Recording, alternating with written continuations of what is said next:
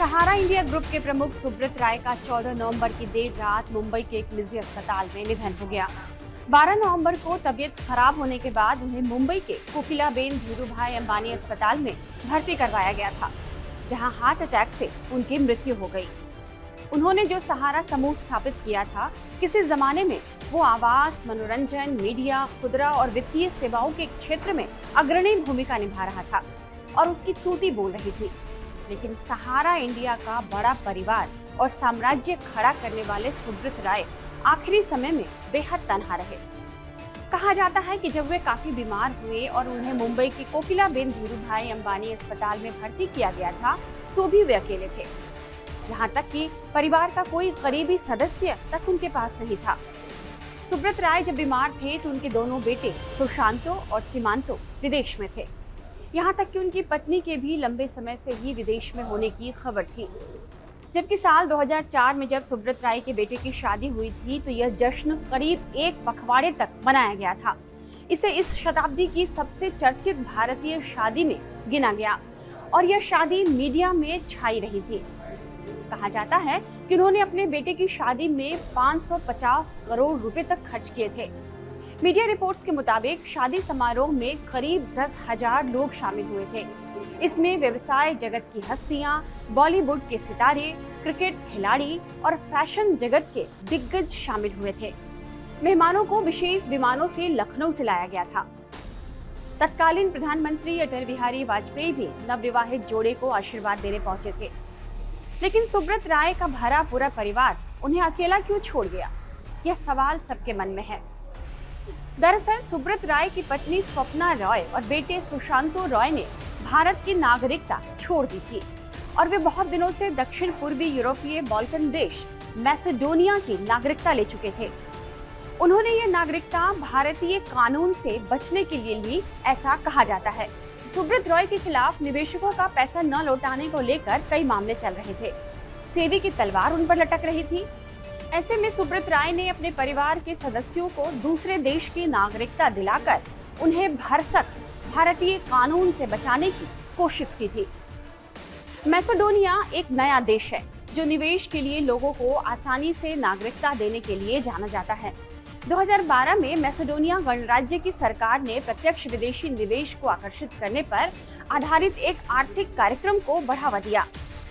Reports के मुताबिक कोई भी विदेशी व्यक्ति जो मैसेडोनिया की नागरिकता लेना चाहता था, उसे बस 4 लाख यूरो के निवेश करने की घोषणा करनी होती है और 10 स्थानीय लोगों को नौकरी देनी होती थी। ऐसा करने से उसे मैसेडोनिया की नागरिकता आसानी से मिल रही थी। मीडिया रिपोर्ट्स के मुताबिक सुब्रत राय के मैसेडोनिया की सरकार के साथ अच्छे रिश्ते थे। वह कई बार वहां के राजकीय अतिथि भी रह चुके थे। 2012 में भारतीय अरबपति सुब्रत राय इस देश के लिए एक तरह के उद्धारकर्ता के रूप में सामने आए और उन्होंने इस देश में करोड़ों यूरो का निवेश किया। वहां उन्होंने सब्सिडी मिलने पर ओहरिड झील पर एक विशाल कैसीनो रिजॉर्ट बनाने का प्रस्ताव दिया, जिसमें रिजॉर्ट के साथ ही पानी पर एक एयरपोर्ट भी बनाया जाता। साथ ही पूर्वी मैसेडोनिया में एक फार्म हाउस बनाने का भी प्रस्ताव उन्होंने रखा था, जिसमें वे 20,000 गायें पालने का प्लान बना रहे थे। सुब्रत राय इन सभी प्रस्तावों को जल्द से जल्द पूरा करना चाहते थे ताकि उनके परिवार को भारतीय कानून से बचाने के लिए एक सुरक्षित पनाहगार मिल सके। सुब्रत राय पर उस समय तक भारत में बड़े पैमाने पर धोखाधड़ी की जांच चल रही थी। मीडिया रिपोर्ट्स के मुताबिक इस बीच रॉय की कंपनी सहारा, मैसेडोनियन सरकार और सरकारी नियंत्रण वाली मीडिया ने सुब्रत राय की कंपनी को बढ़ावा देने के लिए एक व्यापक जनसंपर्क अभियान वहां चलाना शुरू कर दिया। रिपोर्ट्स के मुताबिक पीआर अभियान में सहारा बाल्कन पीस फेस्टिवल नामक एक कार्यक्रम का आयोजन किया गया था, जिसमें कुछ बॉलीवुड सितारे भी शामिल हुए थे और ब्रिटेन के पूर्व पीएम टोनी ब्लेयर भी इसमें विशेष अतिथि रहे।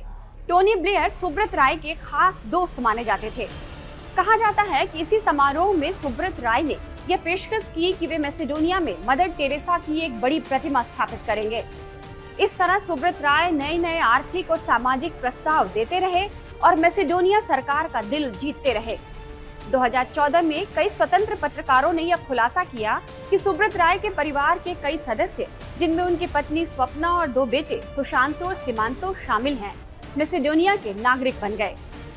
शुरुआत में उनका आधिकारिक पता वाल्डोवसी के एक समृद्ध इलाके में एक किराए की हवेली को बताया जाता है।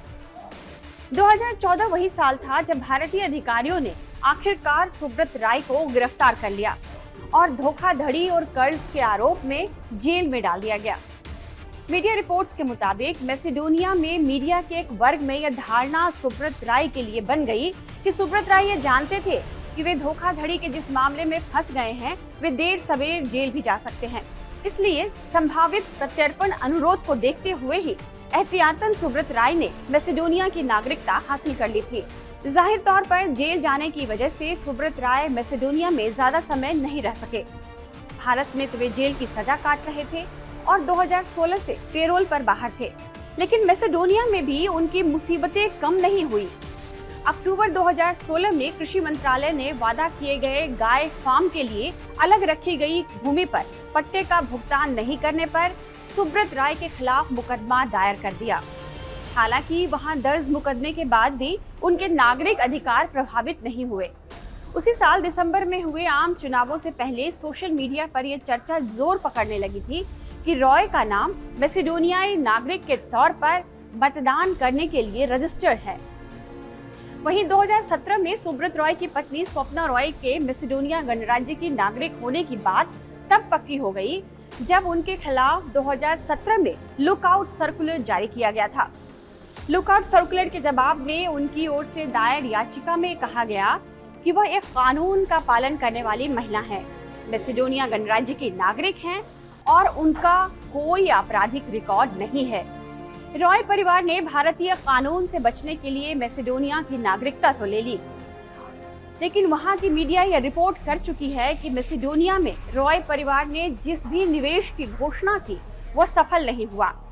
उनके कंपनी सहारा ने वास्तव में देश में कोई पैसा लाए बिना ओहरिड में एक होटल खरीदा। उन्होंने एक स्थानीय बैंक से कर्ज भी ले लिया, जिसका स्वामित्व सत्ताधारी पार्टी के शीर्ष साथियों में से एक के पास था। जैसे ही पूरा पैसा डूब गया, बैंक ने होटल का स्वामित्व ले लिया।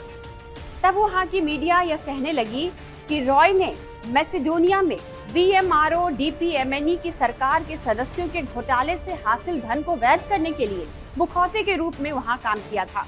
मैसेडोनिया की नागरिकता मिलने के बाद सहारा समूह कथित तौर पर वहां 3 प्रमुख व्यवसाय खोलने की योजना बनाने लगा।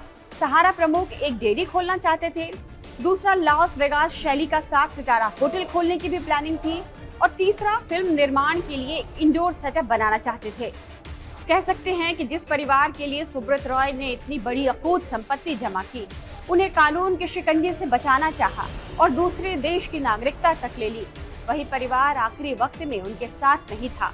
वजह चाहे जो भी रही हो, ये हम नहीं जानते, लेकिन सुब्रत राय और उनके परिवार की यह कहानी सुनकर न जाने क्यों वक्त फिल्म के गीत की यह पंक्तियां याद आ रही हैं। जहां बसती थी खुशियां, आज है मातम वहां। वक्त लाया था बहारें, वक्त लाया है फिजा। वक्त से दिन और रात, वक्त से कल और आज। वक्त की हर शय गुलाम, वक्त का हर शय पे राज। इस वीडियो को लाइक और शेयर कीजिएगा और इस तरह की तमाम वीडियोस के लिए आप बने रहिए टाइम्स नाउ भारत के डिजिटल प्लेटफॉर्म के साथ।